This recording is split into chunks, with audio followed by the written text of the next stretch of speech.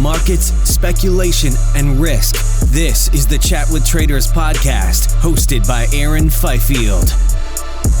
What is good, traders? I am pleased to welcome you to episode 236.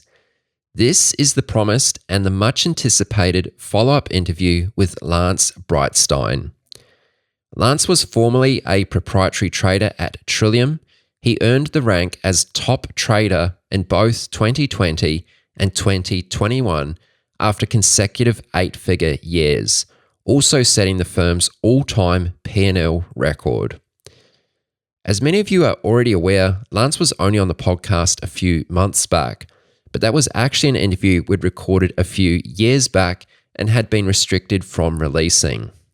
However, this conversation you're about to hear was recorded after the close 13th of June 2022, which is worth noting as we open things up by discussing a negative 4% day on Nasdaq and trading with broader market context.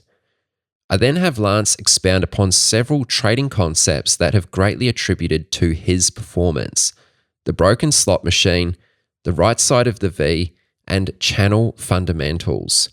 Furthermore, Lance later shares wisdom for exponential bet sizing and ways to accelerate the learning curve.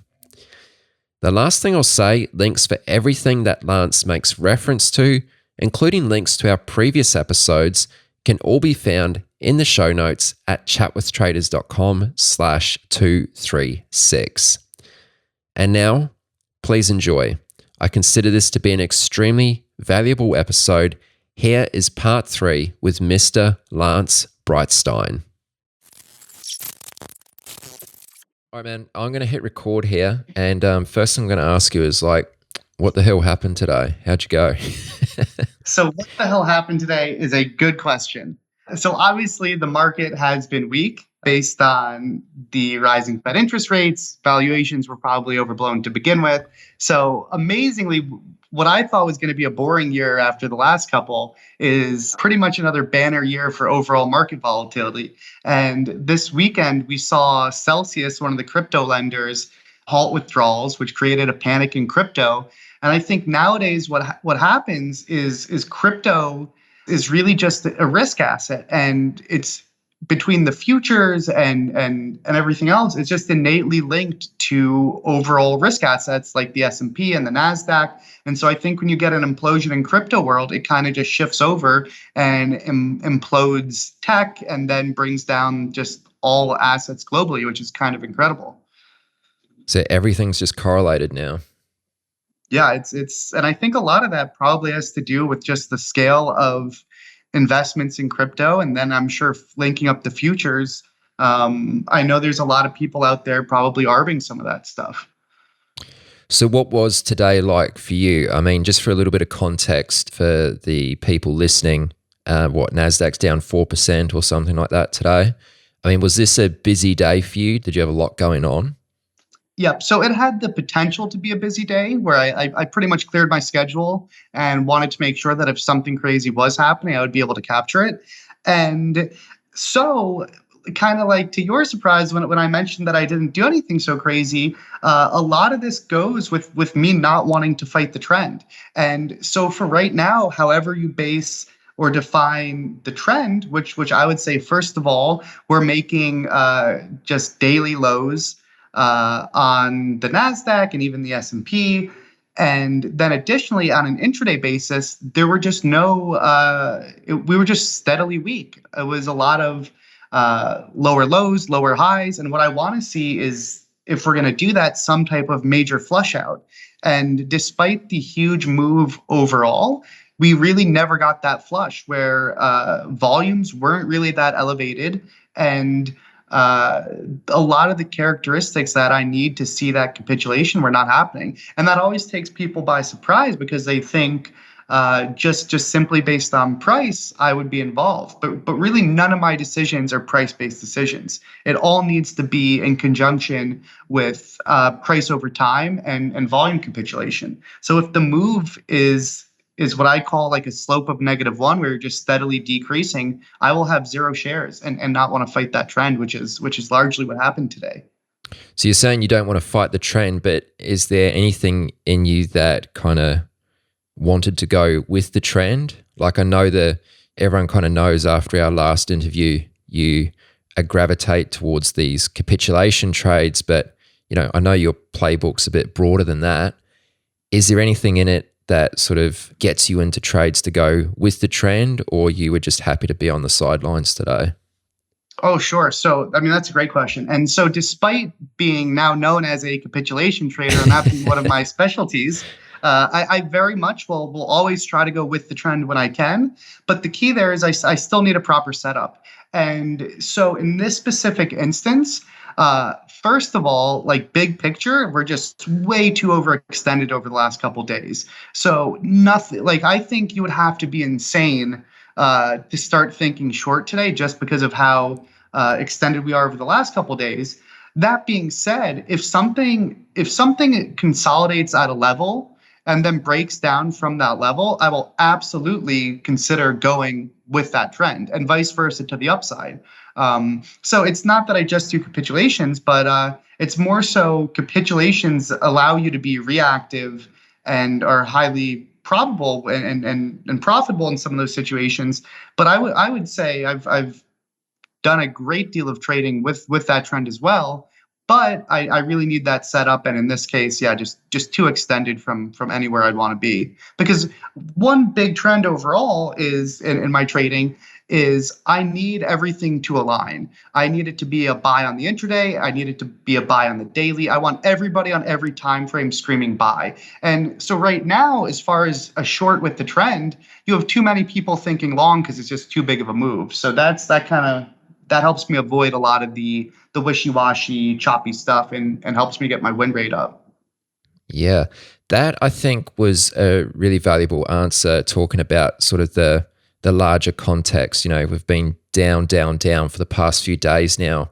To be looking at entering new shorts sort of becomes a lower probability trade, right? Exactly. And what so many people miss, just as I've been more in touch with the Twitter crowd and everything else, is there's many ways to skin a cat, and there's not necessarily any right, any wrong. People can do many things different from me.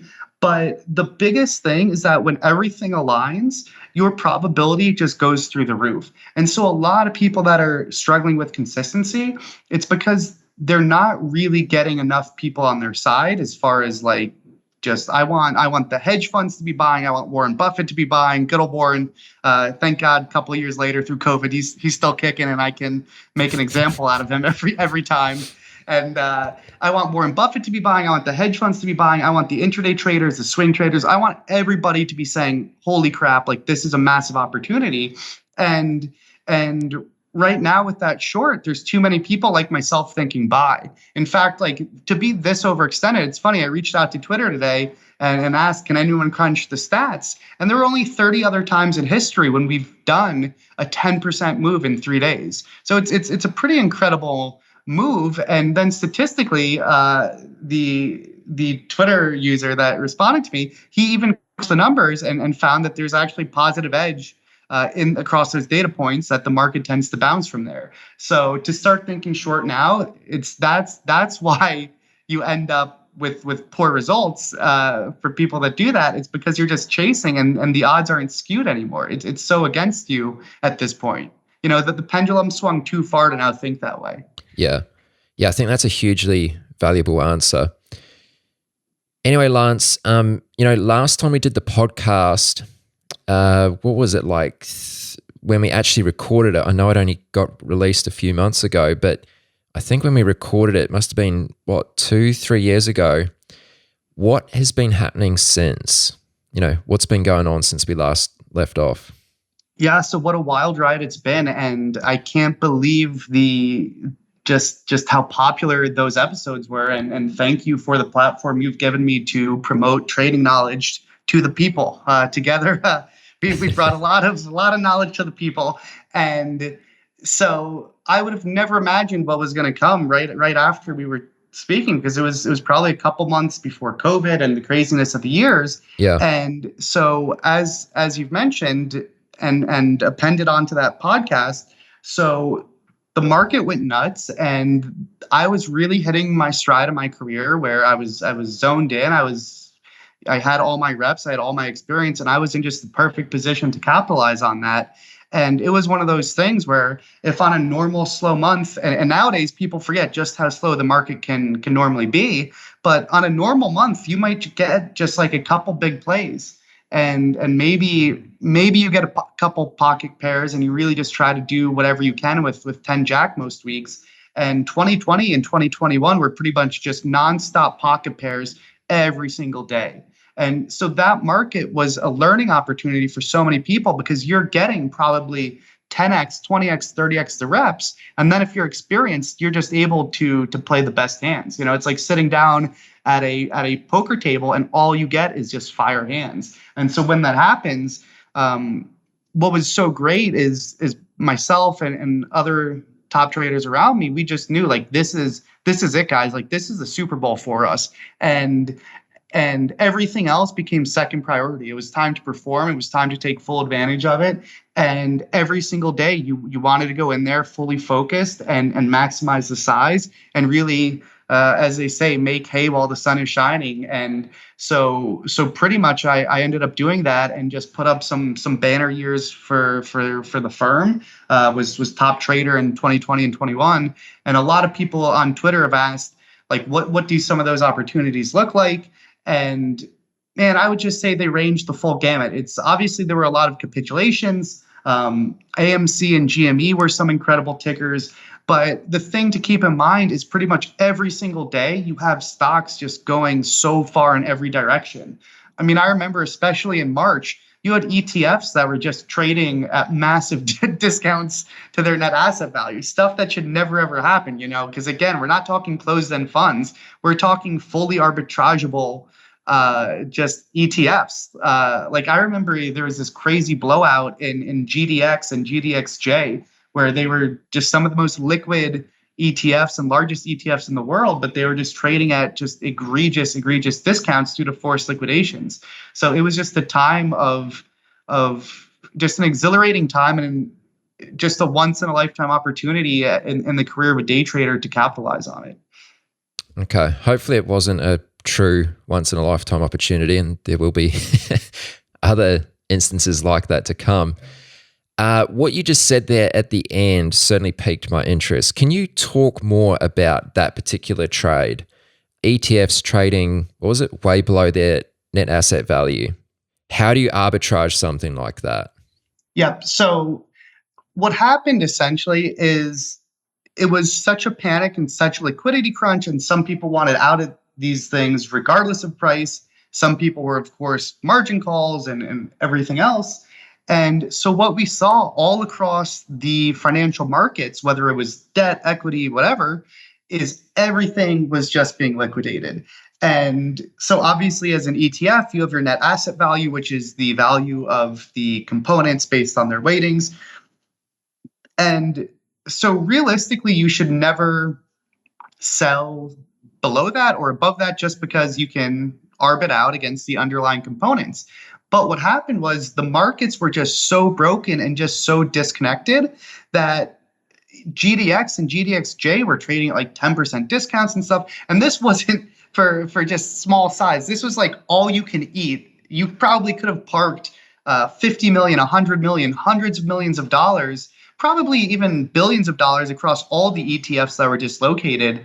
And then theoretically, you can short the underlying components, right? So if GDX is made out of, call it 5 tickers, just for example's sake, you could buy the underlying, you could buy the ETF, which is at the discount, then short the underlying holdings, and theoretically that spread will converge when the market gains rationality.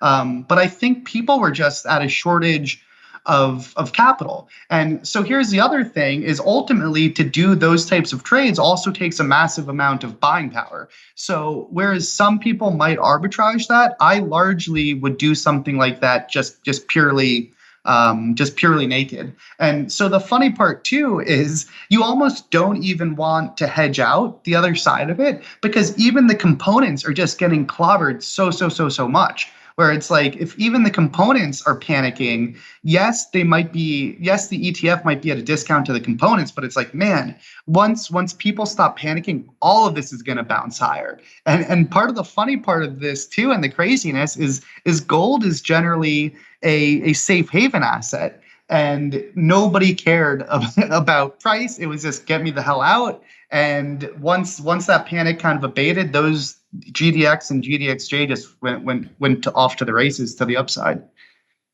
So you said your trade, you weren't arbitraging it. You were naked on one side. Which side was that? Were you short the underlying? Just long the ETF.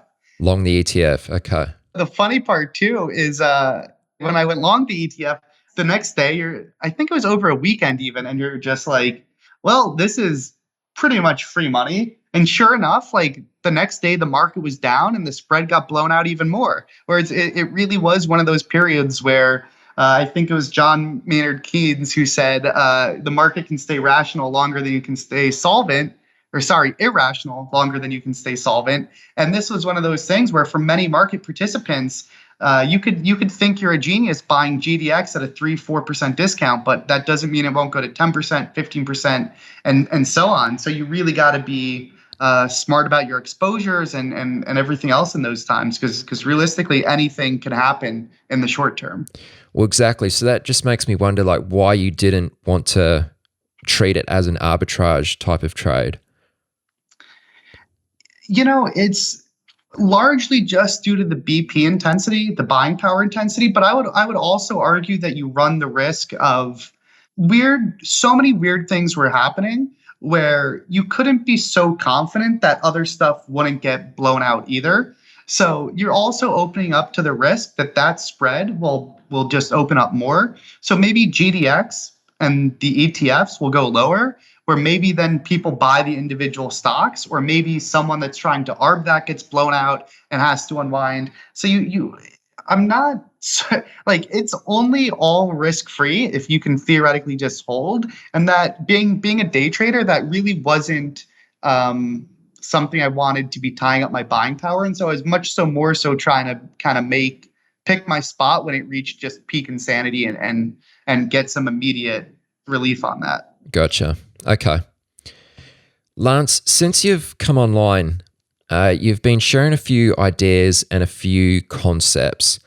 I think it would be a really good idea if we can kind of flesh out some of those.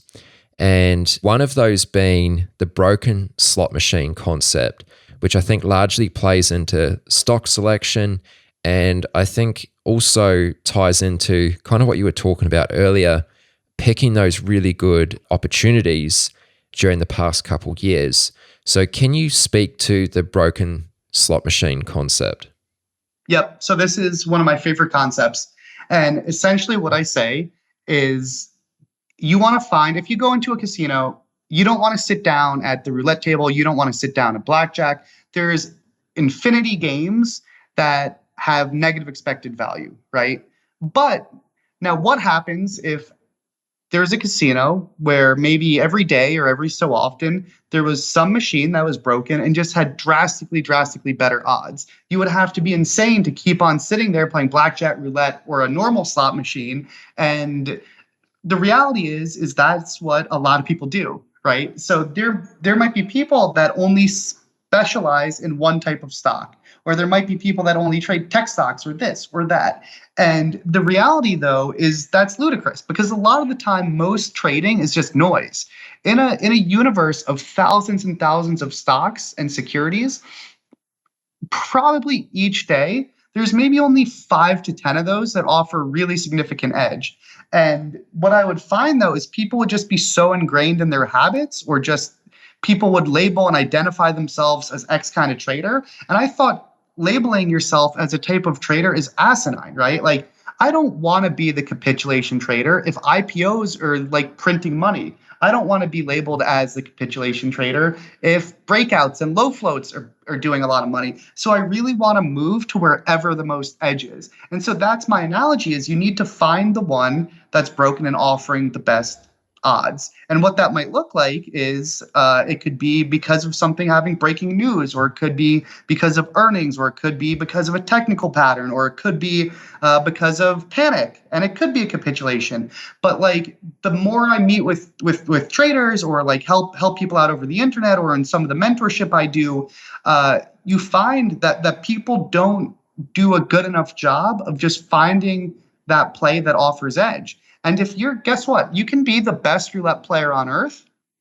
You can be the best blackjack player on earth, or the best slot machine player on earth. And guess what? You're not making money. That will never, ever help you compared to finding the stock or the slot machine with just drastically incredible odds. In fact, often if you're in the right stock, you can even trade poorly and still do well. It allows so much room for error when you're playing a game with meaningful edge. And most people, before they do anything, they need to first make sure they're playing something that isn't just noise, because there's so much of it in the stock market.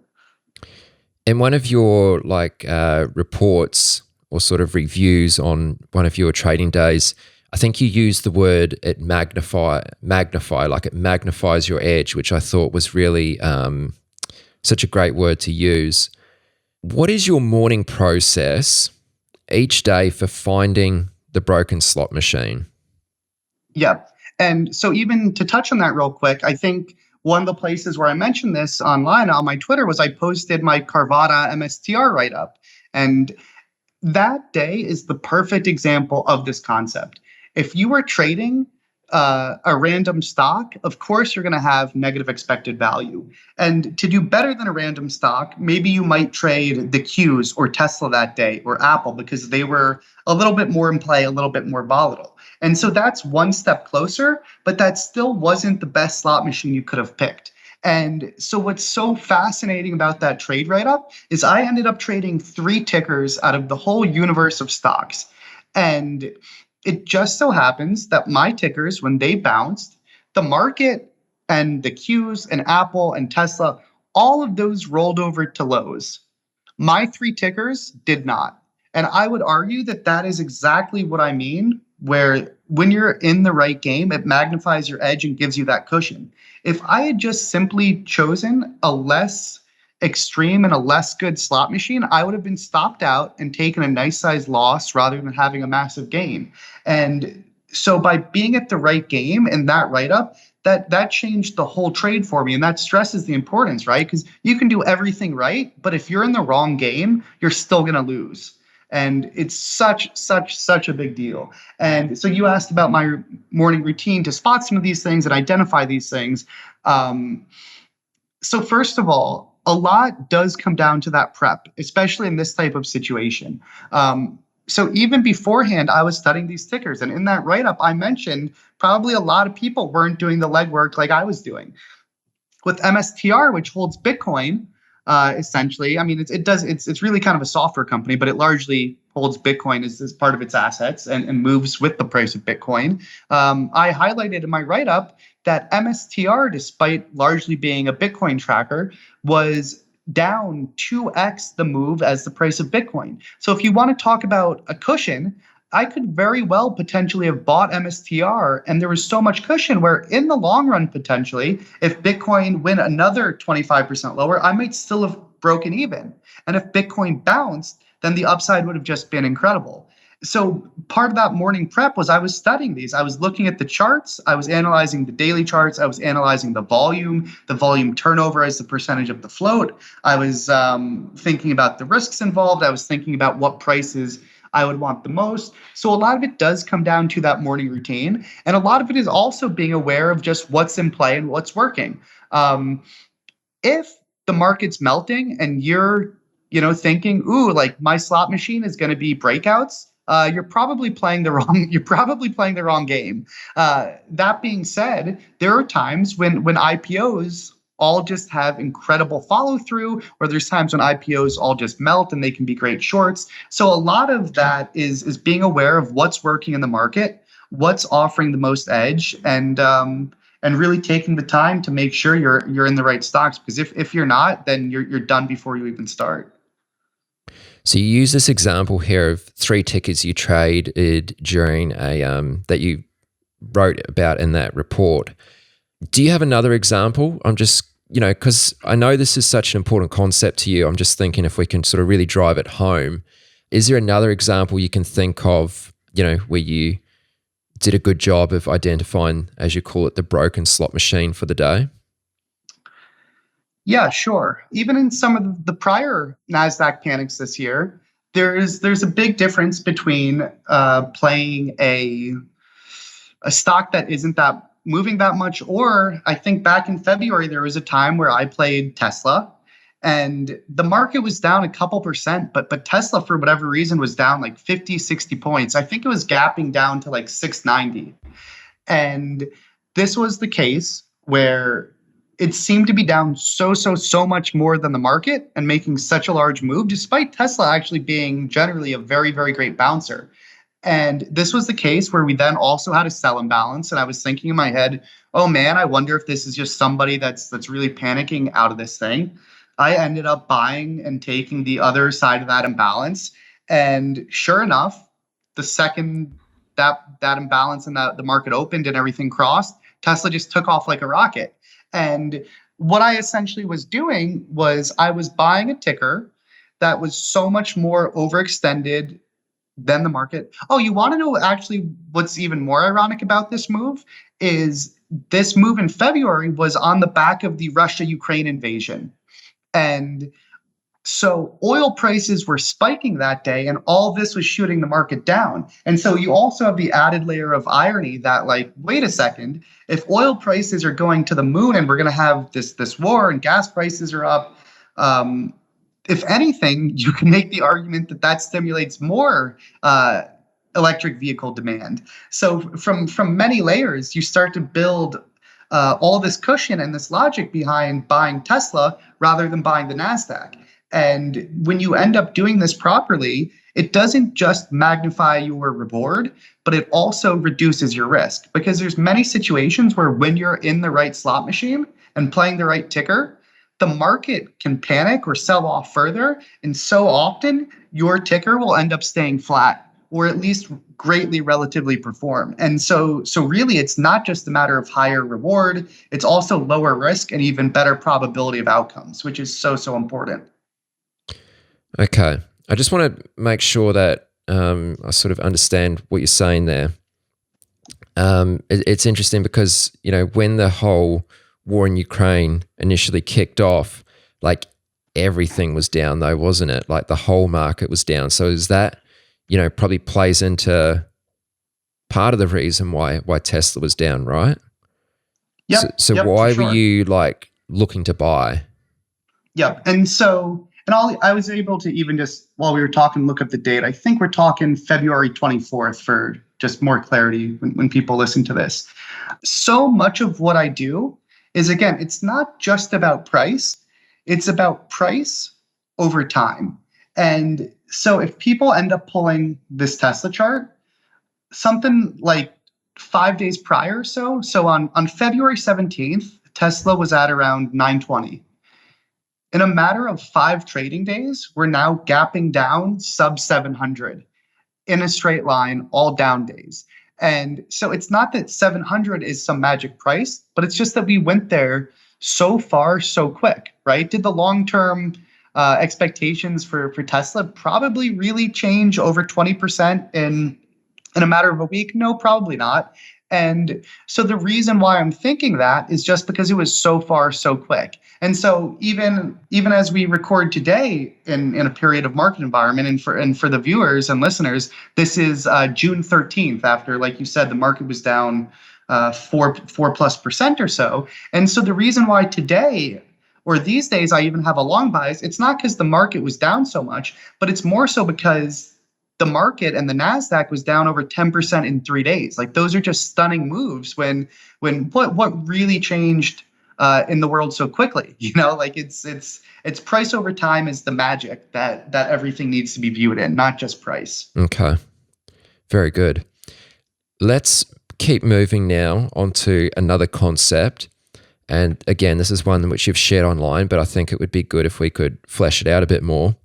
And this is probably just going to further increase your reputation as the capitulation trader. But speak to me about the right side of the V. There's many worse reputations I could have, Aaron. So I thank you for at least a relatively good one. Okay. So the right side of the V was a post I did. And the point I was making, which is often a little bit misinterpreted, was simply this. You can buy in two different times the same price, and in those different times, they will have drastically different expected value. So the image I used to display this was a V and buying on the right side of it at the same price. And so in the case of the V, when you wait for the right side, a lot of things happen.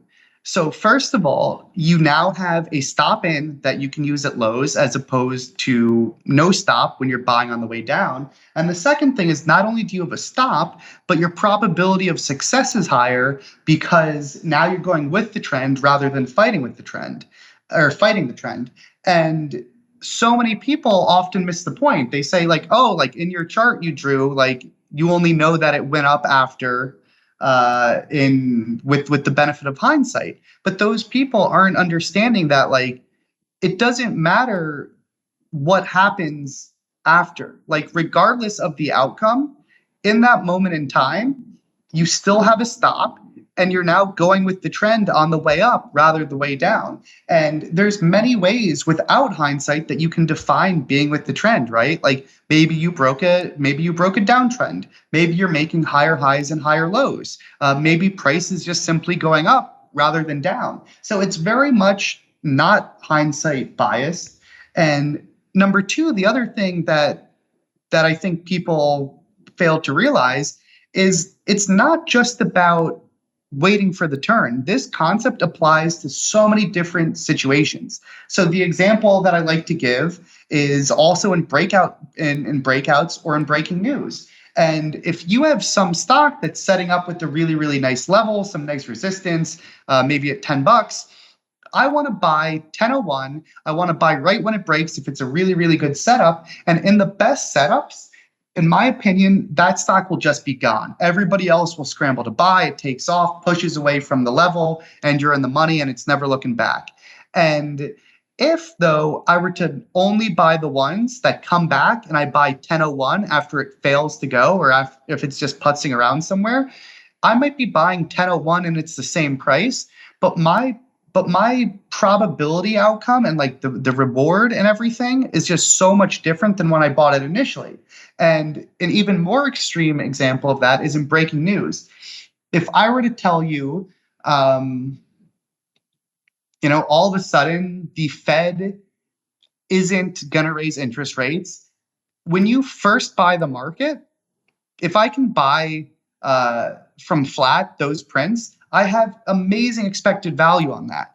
But now if over the course of 10 minutes or 30 minutes or an hour, that price makes its way back, that's not the same expected value as when that news first hit. Because now people have digested everything. And for some reason, we're still coming back. And that's just a totally different situation. In fact, now you would need to worry like, oh man, what am I missing that price is coming back? So it's not that it's hindsight or anything else. It's just simply saying that the expected value is different despite situations where the price can be the same. And that's so important to recognize because people often don't realize how much their probabilities are changing of success. So I noticed you use the term expected value quite a lot. I think it might just be helpful for anyone listening who perhaps doesn't quite have their head around exactly what you're referring to there. So, I mean, what does it mean for you to kind of think in terms of expected value on a trade? Yeah. So expected value math really is the basis of everything in trading. Whether people recognize it or not, or whether they're familiar or not, it is the fundamental driven thing and essentially what is a betting game, the same as it is in poker or anything else. And in fact, when I was doing some mentorship with S&B Capital, I even said this, which I stand by. Trading can be summed up in just two sentences. Are you able to accurately assess the expected value of a trade or opportunity? And then are you placing your bet size accordingly? And I think that is literally everything this job comes down to. And so expected value is, what are you going to make when you win times the probability of winning. Then you subtract out what you're going to lose and the probability of loss when you lose. So that applies to anything from coin flips to rolling of dice to poker to blackjack to everything. And what you realize, though, in a game like poker, where the universe of opportunities is pretty clear because everybody knows the different hand combinations, when you have pocket aces, for example, you know that your probability of winning is way higher.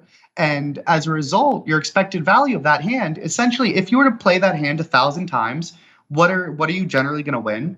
And when it's way, way better, you need to make your bet size reflect that and bet drastically more.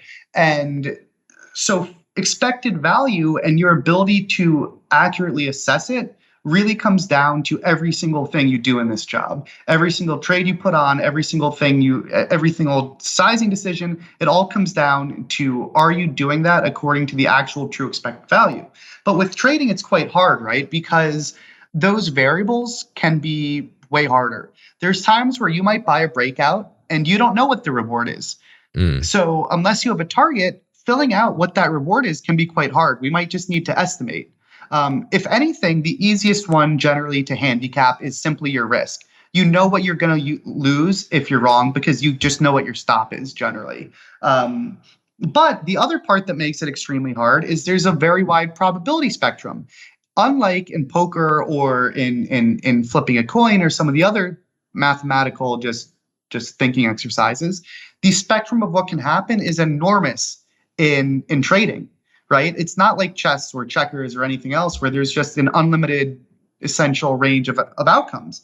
And what you need to do essentially is you need to use your experience and have a lens of viewing price action. And there really is no other way around that other than experience and reps. And so then when you've seen enough experiences and you have your lens of how you view price action, you can start to say like, okay, like, this range was maybe 2 points. We just broke out of the range. My rough assumption is we might go a symmetric 2 points. I think there's a 40% chance of that. I know my stop is just going to be right below this level. So the best we can do is just handicap these and estimate. And that's where the beauty of trading comes in, is nobody really knows the answers because every situation is different. All we're doing is taking our best estimation based on our experience, analysis, and any data we've collected. And that's what makes the game just so wild, is you never even know in retrospect what the expected value of a play was. You're always left guessing and refining even while markets change. So that's what keeps this game just so challenging and so adaptive for so many people.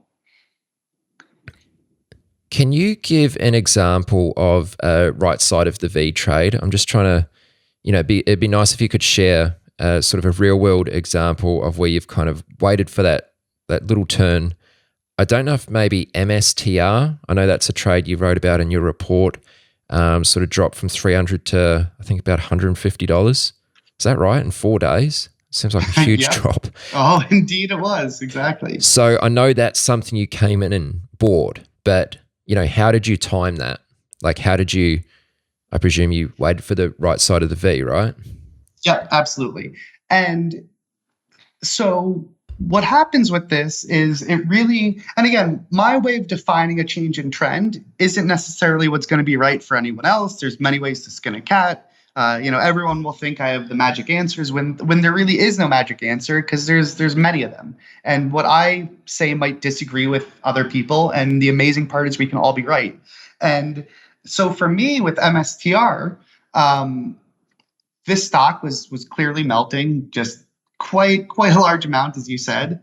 And what I wanted to see was essentially, what I might use is things like a break of prior bar highs on my 2-minute chart.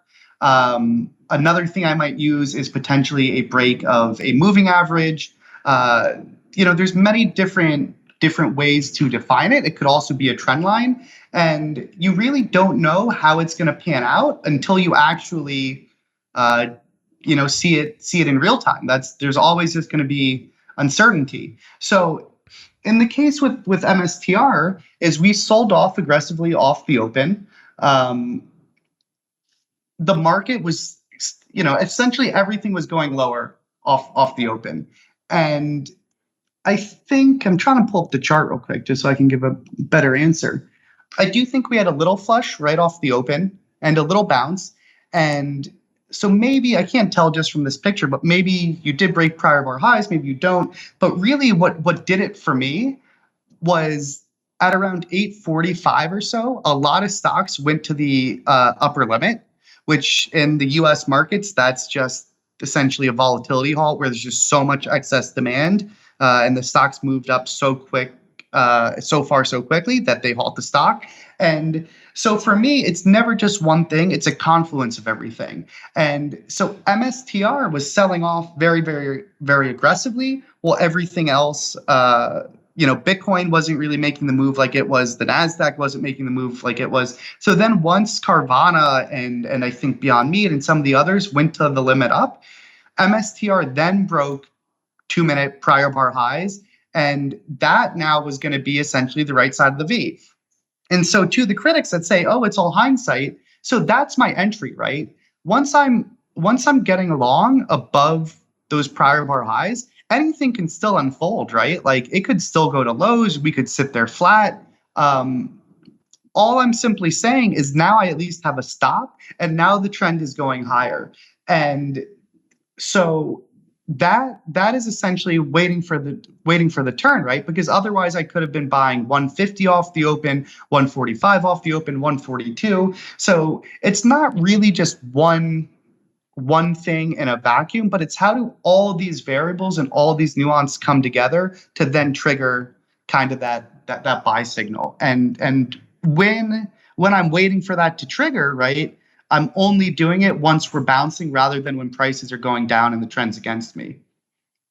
Yeah, I think this is really valuable because it almost, like when you first hear, I'm buying capitulations, I mean, for me at least, initially it kind of sounds like you're trying to pick the bottom, you're trying to buy the bottom and, time it. But, this concept, the right side of the V, it's almost like helps to reduce the risk of being too early, right? It sort of moves the objective of the trade from trying to, pick a bottom to actually, trying to identify a turn, I guess.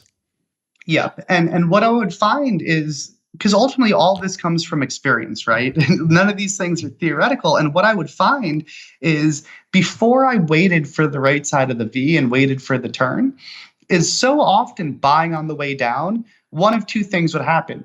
First of all, if I had a stop, I would end up taking death by 1,000 paper cuts. So by the time the stock actually turned, I already would have just taken so many losses that then I don't size properly once it does. Mm-hmm. Or the other even worse situation happens. If I try to avoid death by 1,000 paper cuts by just being loose and not having a stop, then you end up where things go much further than you ever would have imagined, and you end up drawing down so much and also putting yourself in a bad position before the turn. And so what this really does is it forces you to be patient and have and wait for that turn beforehand. And it's kind of counterintuitive, right? Because like you do risk potentially not getting the rock bottom prices. If something just purely flushes out and you're kind of waiting for that turn, yeah, you might get like a little bit worse price. And what I found, though, is your probability of being correct and the benefit of having a stop just escalated my trading results so much. And the other thing that people will say is like, oh, but what if you can't get the same amount of liquidity on the way up? And so without a doubt, there is probably going to be less liquidity on the way up. But what I found, though, and that's so keep in mind this only really applies to intraday trading world, because most higher time frames you're going to have all the liquidity you generally need anyways. But so on intraday trading world, it is a valid criticism that you might not be able to get as much stock. But what I found though is so often, first of all, you can get all the stock you might want or need. And even if there's some situations where you can't get as much because we're turning and everyone's trying to buy, on a risk adjusted basis, I was still just so much better off. So I ended up because you're taking less risk and you're more precise with your entries, like you can actually take more risk when the liquidity's there. So this really catapulted my trading higher. Like it's not even close to how beneficial this was. Wildly beneficial. And that was one of the things that probably made me so effective in 2020 and 2021. Like you're just in such a better position to swing huge when you're not drawing down on the front side, when you're not taking 1,000, death by paper cuts. The other thing too is it's just less stress. It's just such an easier style. It's a more sustainable style. And you also lop off all that tail risk of when things go really, really crazy. So yeah, big points are it's not hindsight. Of course, anything can happen once you buy, right? I'm not saying it has to go up. I'm just saying you now have a stop and your probabilities are better. And then number two, it's not just in these situations, but in many situations, you can be deceived to thinking it's the same trade just because it's the same price when it's not. Another concept you have, Lance, is sort of channel fundamentals, which ties into defining a trend. I don't want to spend too much time here because there's a couple other things I'd rather prioritize, but just one point on this, which I'd be interested to get your insight on. And I think it's something that, you probably do quite well, which is probably largely due to your experience, but can you just speak to holding through pullbacks? So let's say you buy a breakout or you buy a stock as it's kind of turning and, you feel as though it has a larger move that could potentially unravel. How do you avoid getting shaken out, selling too early? Yeah. How do you manage holding through the pullbacks? Yep. So what the channel fundamentals concept says is it's so important not to hit out at those higher lows. And it's so counterintuitive to normal psychology. So what happens is all the novice traders end up chasing the confirmation, and you get all this buying that then exhausts itself, and it's normal to have a healthy pullback. And so all the people that chase, they end up getting scared. They start to doubt themselves. They don't like not being in the money immediately. And so those people end up hitting out at the higher low, which is the exact opposite. That's where people like myself, if I want more stock, now that I have the confirmation already in there, when we make that higher low pullback, which is just healthy and a common pattern to unfold, I want to be buying or adding there. And again, this makes no prediction over what will happen in the future. That's not to say that this trend won't break. This isn't to say that I won't get stopped out. All it's simply saying is if you're going to sell anywhere and get stopped out, you need to give it to the actual lows rather than selling where very well it might become the higher lows. And nobody's to say how that pattern's going to unfold, right? Like I might be buying what I think are the higher lows and it might just go right to lows and stop me out. That's fine. All I'm saying is, again, conceptually, you don't want to be the person that chases it higher only to get shaken out at that point before the true stop. And so often in these trends, you see that pattern unfold in really almost anything that trends, because it's just human nature to do this. And it's really the pros that recognize this pattern and can take advantage of this behavioral bias by all the novices. Okay, let's shift gears a little bit away from some of these concepts. I know that bet sizing is a topic which you have a few things to share. One of the questions when I put it out there that we were going to be doing part 3 here that came through, someone said, Lance mentioned betting 20R on a single trade. What's the thought process in risking such great size for one trade? Now, I'm not sure if that, I presume that, is that something you said?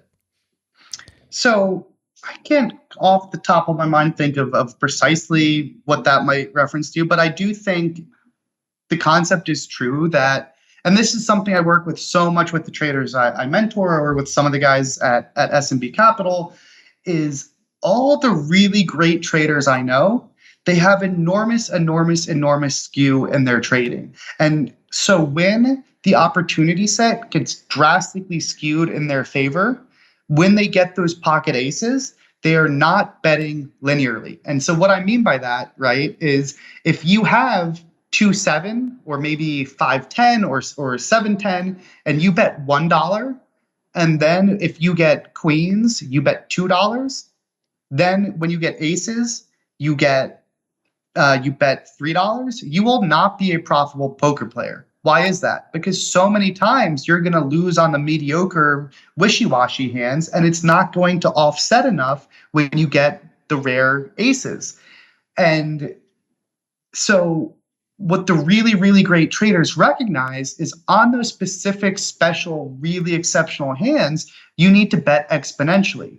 I want to make those pocket aces matter so much that it outweighs all the variance of everything else. And the way to do that is to bet exponentially. And obviously, when you're new, you might not have the same skew that you can like an experienced person, but that's part of the progression. And so here's the thing. I recognize that there's a lot of people that might just be the consistent single, hit singles, hit the occasional double trader, and that's fine. But if you're going to do that, you need to recognize that doing so is not optimal, and it's not going to be maximizing your P&L. So everybody has their own personal risk tolerances, and that's fine. But there is, and this is not subjective. It is absolute mathematical fact that the better your hand is, you really should, if you want to optimize it, you really do need to bet exponentially bigger. And so what I do with a lot of people is this. I ask them to define what are their best setups. Most people can't even immediately spit back to me and tell me what their A pluses or their aces look like. So the first thing you need to do is you need to figure out what categories all your aces are in and what the examples are. Then you need to build an Evernote or something, a database of what those charts look like. And then you need to rep those again and again so that you recognize in real time exactly when the play is so good. And then you need to figure out how much you want to bet. And so something I'm actually going to be tweeting about at some point is I would have a note card on my desk. And this would be my little kind of just risk note card where I would say for like an A, a B, a C, how much I want to risk. And so here's the thing.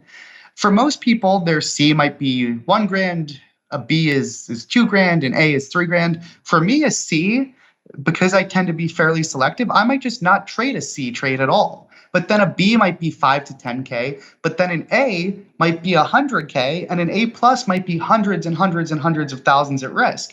And what that does is it just allows me to know in my best plays, I can think like, okay, due to these qualities, this is, a B, B plus, A minus, A, whatever. And then I can make sure that I'm risking kind of what I pre-set out to do so. Because in the heat of the moment, in real-time trading so quick and you're trying to think so much and you're under so much pressure where you want to try to systemize everything you can and minimize your decisions.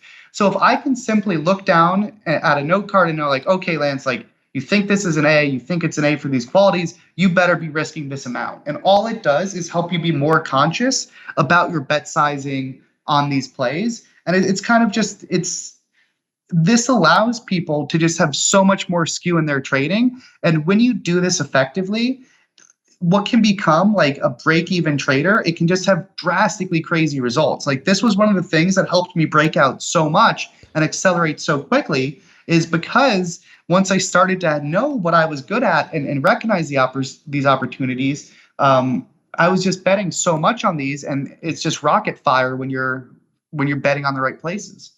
Yeah, this is good. I mean, I think for me personally, like this is probably one of the things I need to try and put into practice a bit more.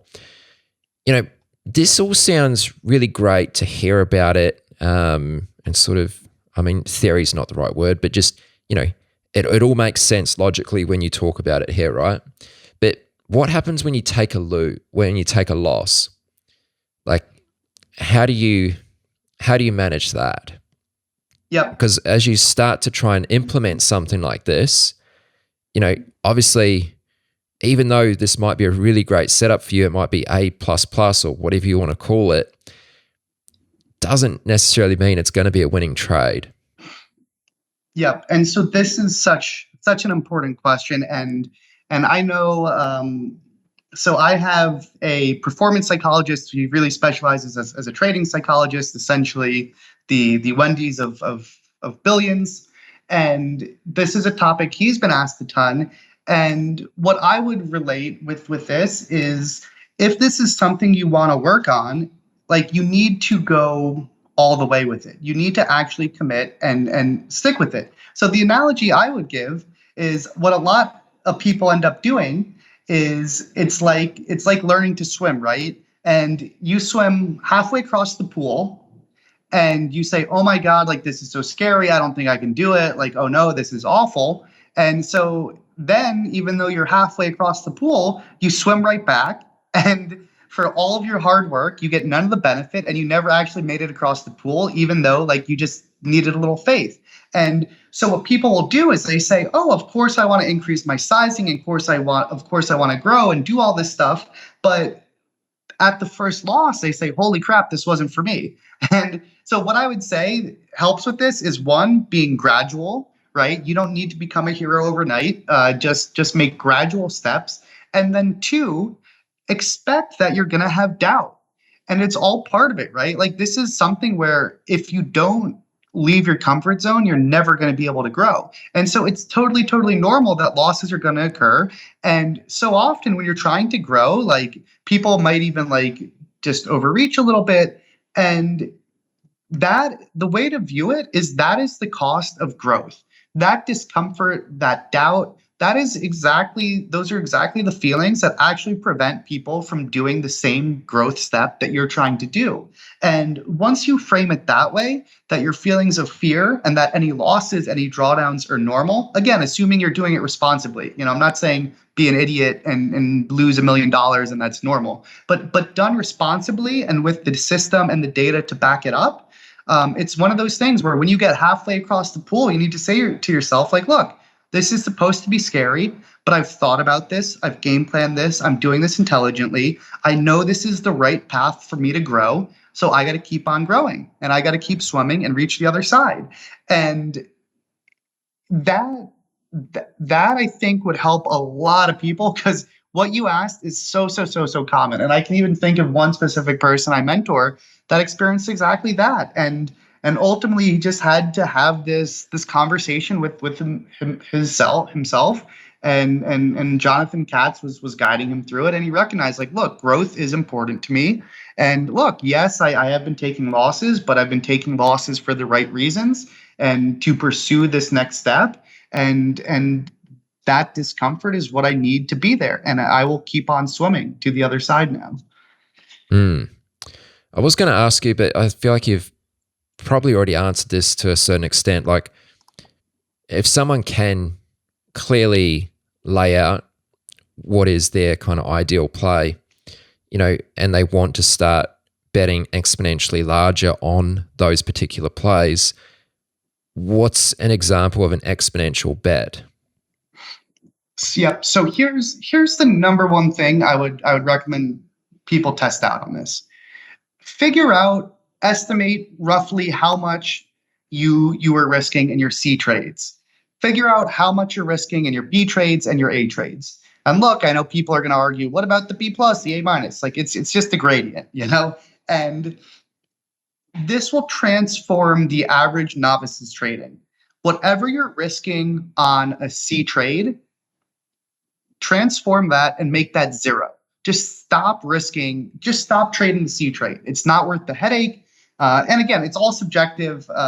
People are going to say, "Oh, my C might be your B." Like, I get all that, but just go with the concept for me. You always get in these, like, crazy Twitter debates where it's like, just work with me here, people. So whatever your idea of a C is, just stop trading it. All that risk, just save that risk for your A's. And so now on your little risk scorecard, your little note card, whatever your A's are, bump them up. You can even leave B's the same, but just do some kind of bump on the A's.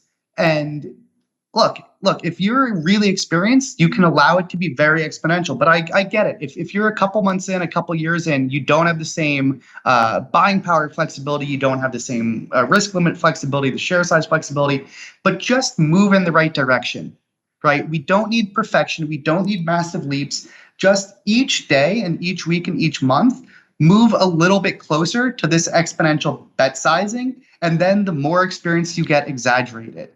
And this one little task or this one little kind of hack, I think can really help transform a lot of people's trading. Excellent. Yeah, I think this has been a good segment on bet sizing. I know, Lance, the last thing you wanted to speak about, or that we'd kind of mapped out in our talk here, accelerating the learning curve. Obviously, everything we've just discussed could be sort of packed into this, or falls under this banner, I should say. But I think with regard to accelerating the learning curve, one of the things which you can speak to quite well is kind of optimizing your time. So optimizing your study time, for example. So, in the case where, let's say someone, an active day trader has about 10 hours per week that they can dedicate outside of market hours, how would they best be suited to use that time?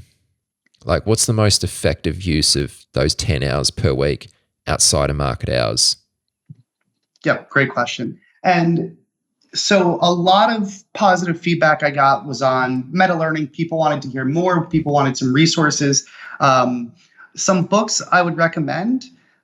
Peak by Anders Ericsson. I believe the other one was also Talented is Overrated. And a lot of the meta learning focuses on deliberate practice. How can you get constructive feedback so you know what to be focusing on? How do you then get the reps and the experience, mindful, conscious experience, real world lifelike scenario experience that you can then get reps on, reflect on, and improve.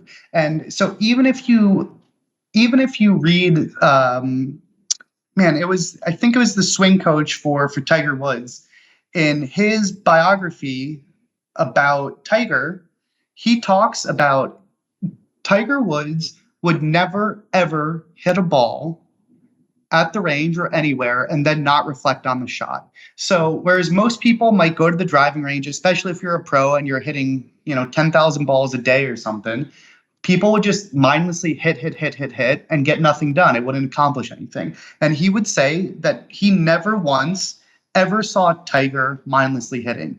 Anytime he swung that club and hit that ball, he was thinking about that shot, reflecting on it, and thinking what he could have done better. And all these concepts apply to trading. And so one of the most important questions is, what is the most effective use of your time? And really, you need to be in the weeds studying the best plays. And so many people spend a lot of time studying noise and not studying the broken slot machine, when really all you want to drill down on are what are the, and I used to say this all the time in my office, stop focusing on 2-7. Some amazing trade would happen, and then maybe 3 hours later, there's something in a different ticker, some small little thing. And it's no. Stop asking me about 2-7. Stop asking me about this trade. The best broken slot machine is right in front of you. That's all you want to put your time on. All these other 5-10, Jack 9, just forget those even exist. Do not waste a single bit of your time on those, other than to know, okay, everything else on this universe doesn't fit what I'm actually going to study. And so what I would do with those 10 hours is some mix of the following. So first of all, I think a DRC is a highly effective process. What is a DRC? A DRC is the daily report card. I know S&B Capital has a lot of blog posts on this. And so what you're doing in a DRC is you have one objective that you wish to improve on. And not 3, not 5, not 10. You pick one thing. What will be the most effective thing you can improve on? And each day you reflect on your day and grade yourself based on whether you accomplished that. And so that is a practice I would be doing daily.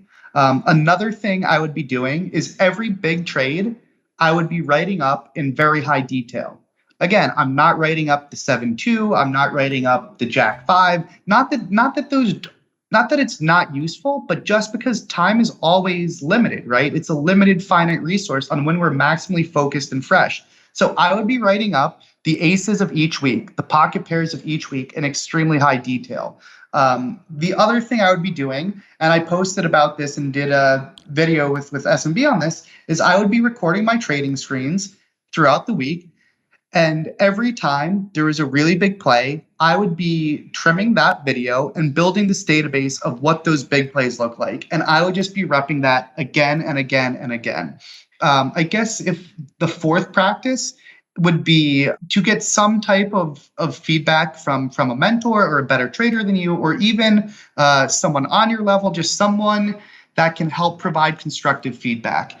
And all of these practices, I think, are probably some of the most scientifically backed ways to get better, because essentially you're studying the stuff that has edge in extremely high detail. You're deliberately trying to improve on the most important thing each day through the daily report card. And then you're constantly getting feedback, both from the market in the form of P&L, but also ideally from a mentor. And so on that topic, like, I can't stress enough how important it is to have the proper environment.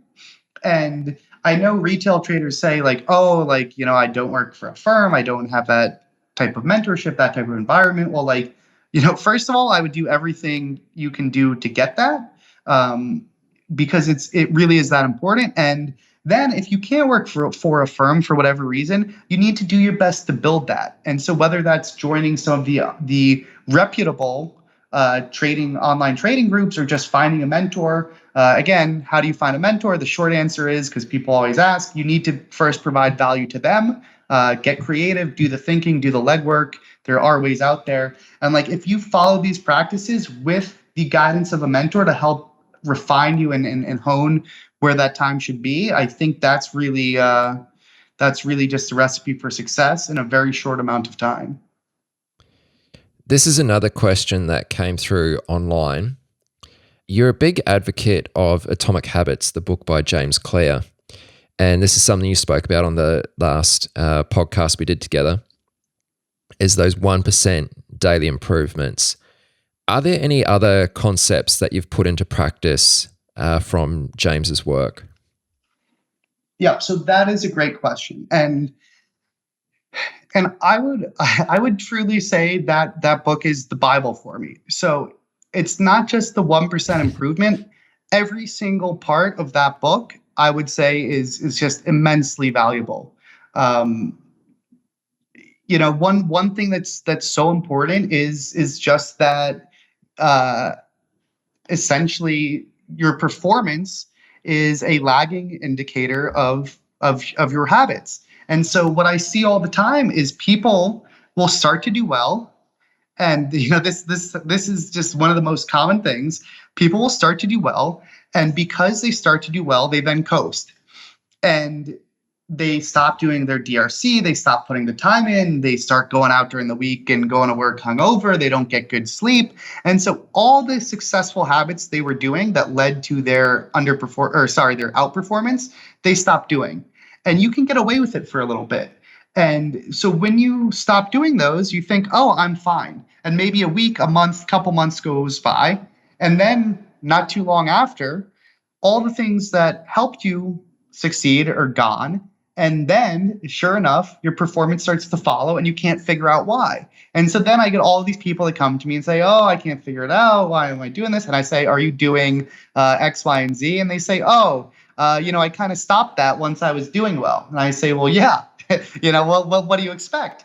And so then the other thing that happens on the other side of that is I have that conversation with them.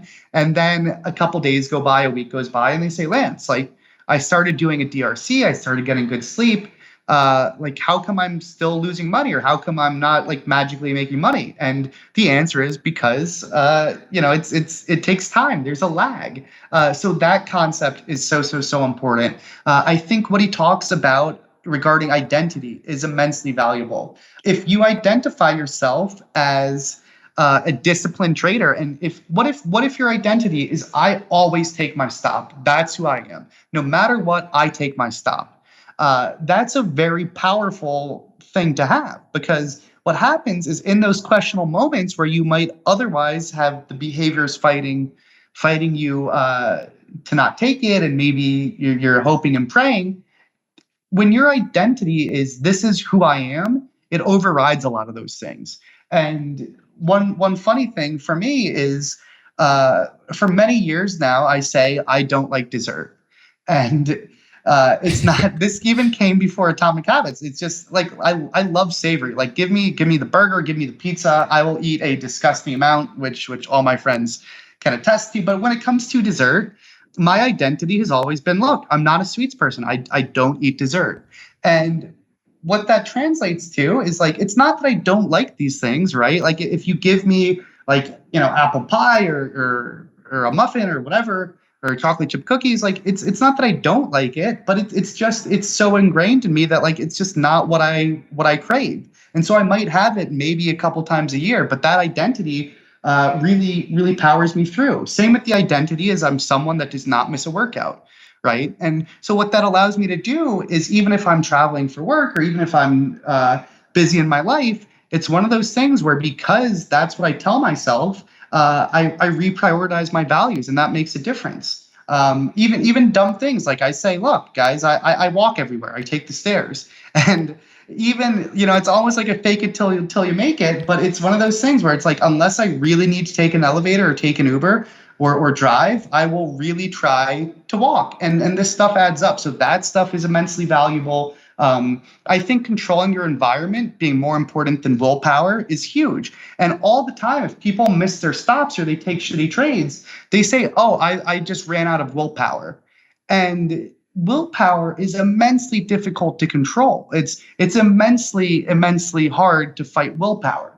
And like if you have sweets in the house, you're going to be eating those. If you put the chocolate cake in front of someone, they're going to eat it really. And so in terms of trading, the question is, how can you avoid that situation where you have weak willpower? Maybe that means not trading if you're not well slept. Maybe that means having a lockout on certain segments so you don't snowball. Maybe that means cutting yourself off at 3 negative trades before you're out of control and on tilt. And he talks about building this environment and these safeguards to help you overcome that. And I think really all those topics are like priceless things to be reflecting on. I really could go on forever as far as how Atomic Habits applies to trading or life.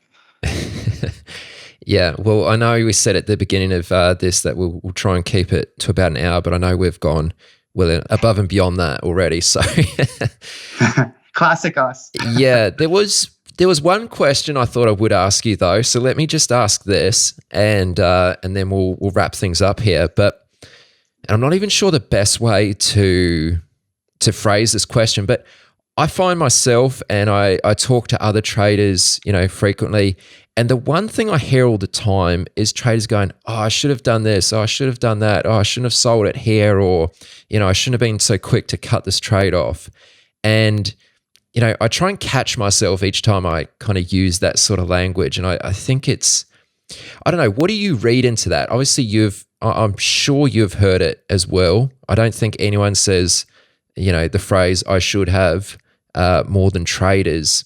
I just kind of think sometimes like how much better off I'd be if I didn't use that phrase so much, but like how I could put myself in a situation to not have to use that phrase so much, Yep. And that's a great point. And I think this also comes up in Thinking in Bets, that one book. And it's so...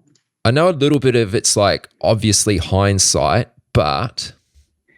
Yeah, well, so that's the $1 million question, really. It's like, are you saying that because there's an actual change you should be making to your system? Or are you simply saying that because the price action dictated otherwise? So let's say that, and the best way to do this is you need to have some type of reasoning and rationale, and ideally it's documented so that you're not just flying by the seat of your pants. And so, for example, with my system, so often my stop is going to be prior bar lows or prior bar highs. So if something is bouncing, or if I'm playing some breakout, I want to see it just consecutively moving in my favor. And that's a pretty common stop for me. So if I got stopped out and I took my stop and then the stock went higher and I say, oh, I should have held, the question is why? Why are you saying that? Does your system truly dictate that you should have done that, or are you just using hindsight? And if I took my stop like I should have, and I have no otherwise rationale other than the outcome, you're just being dead wrong. And it's just so toxic to think that way, right? Because I can take a massive loss and the stock can immediately just do what I originally thought, but that doesn't mean I shouldn't have sold, right? Because it's all about what occurs in the aggregate. And on average, you need to optimize for that. You can't just cherry pick the situations where something would work. So that type of language is only effective if you're going to consciously assess, is there something different and some tweak I should make to my system that will be more effective in the aggregate? If not for that, like it's just such damaging just language and mindset, right? Because it's like saying, I'm trying to think of like a good example. Well, I think the example you gave there was great. Yeah, imagine playing roulette, and I don't gamble that much, so I might botch this analogy, but like imagine playing roulette and it lands on your number and it pays off 20x, and you say, oh man, I'm such an idiot, like, oh, I should have just bet so much more on that. Yeah. But it's like, no, it's a negative expected value game. Like, you're only saying that because you won. And so it's just, I would also find that bothersome, because the reality is if you start betting more using that logic, you're going to be losing more. I knew you'd have a great answer to that question. All right, Lance. Well, I think this has been a phenomenal episode.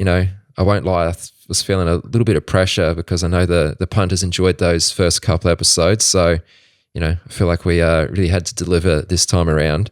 And I think you've gone above and beyond. So, yeah, again, I greatly appreciate your time and, being so open and agreeing to come on the podcast once again. So, hopefully it's not the last time. If someone wants to find out more about yourself and follow along with what you're doing, where is the best place to go? Aaron, I promise you, though, with your eloquence and Aussie accent, you can do no wrong, and the Twitter world will love it all. The best place to follow me is Twitter at the1lanceb, TheOneLanceb. And that's probably the best spot. I would like to very quickly, touch on the Impact Competition, which is my little nonprofit. We help turn students into volunteers, future donors, philanthropists, and socially minded people through these case competitions that allow students to solve local social issues. So if anyone's ever interested in donating to my nonprofit or helping get involved or helping to bring these competitions to their school and make a bigger impact in the world, impactcompetition.org is the spot to go. Otherwise, see me on Twitter, tweeting my butt off with a lot of free advice. Always happy to answer questions and help those out. And all I'll say is, Aaron, until part 4. Amazing, man. Well, folks listening, everything Lance just mentioned there and a few other things that have been mentioned throughout this podcast, I'll dig up links to all of that. I know there's a couple of videos you referenced. I'll put all those links in the show notes at chatwithtraders.com/236. This will be episode 236. All right, Lance, we'll enjoy your evening and we will chat again soon. Thank you very much. Thank you so much, and hopefully see you in Australia soon. For sure. You've reached the end of this episode of Chat with Traders, but rest assured there are more episodes loaded with real market insight and zero hype on the way soon. So to stay updated with each great new release, subscribe to the podcast in iTunes, and we'd love it if you'd leave a rating and review. We'll catch you next time on Chat with Traders.